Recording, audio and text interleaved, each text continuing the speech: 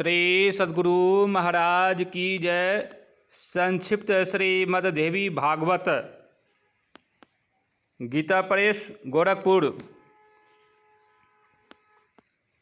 एक प्रसंग है, देवी के द्वारा हिमालय को ज्ञान उपदेश ब्रह्म स्वरूप का वर्णन।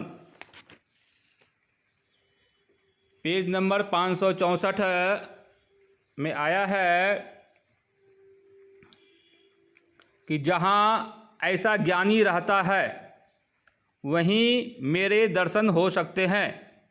मैं 9 तीर्थ में निवास करती हूँ, 9 कैलाश में और 9 बैकुंठ में ही। मैं तो अपने ज्ञानी भक्त के हृदय कमल में ही रहती हूँ। जो मेरे ज्ञान परायण भक्त की पूजा करता है वह मेरी पूजा से कोटि गुना अधिक फल पाता है। जिसका चित्त स्वरूप ब्रह्म में लय हो गया है, उसका सारा कुल पवित्र हो गया है, उसकी जननी कृतकृत्य हो गई और पृथ्वी उसको धारण करके पुण्यवती हो गई। पर्वत श्रेष्ठ, तुमने जो ब्रह्म ज्ञान के संबंध में पूछा था वह मैंने बता दिया। इसको भक्ति संपन्न शीलवान ज्येष्ठ पुत्र से कहना चाहिए और इसी प्रकार के शिष्य को बतलाना चाहिए, किसी दूसरे से नहीं। जिसकी इष्ट देव में पराभक्ति होती है और जैसी देव में भक्ति होती है वैसी ही गुरु में होती है, ऐसे उस महात्मा जन के लिए ही श्रेष्ठ पुरुष इस ब्रह्म विद्या का उपदेश करते हैं। जिसके द्वारा इस ब्रह्म विद्या का उपदेश होता है वह परमेश्वर ही है।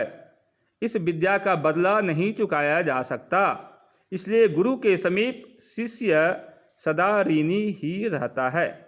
इस प्रकार ब्रह्म जन्मदाता, ब्रह्म को प्राप्त करा देने वाला गुरु जन्मदाता माता पिता से भी अधिक पूज्य है। क्योंकि पिता से प्राप्त जीवन तो नष्ट हो जाता है, परंतु ब्रह्म रूप जन्म कभी नष्ट नहीं होता। अतः पर्वतराज तस्मै नो ध्रुवेत कृतमस्य जानन, इस श्रुति रूप शास्त्र सिद्धांत के अनुसार ब्रह्मदाता परम गुरु से कभी द्रोह न करें। ब्रह्मदाता गुरु सबसे श्रेष्ठ हैं। शिव के रुष्ट होने पर गुरु बचा लेते हैं, पर गुरु के रुष्ट होने पर शिव नहीं बचा पाते।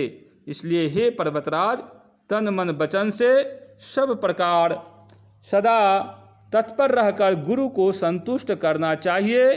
ऐसा न होने पर कृतज्ञ होना पड़ता है और कृतज्ञ का कहीं भी निस्तार नहीं है। श्री सद्गुरु महाराज की जय।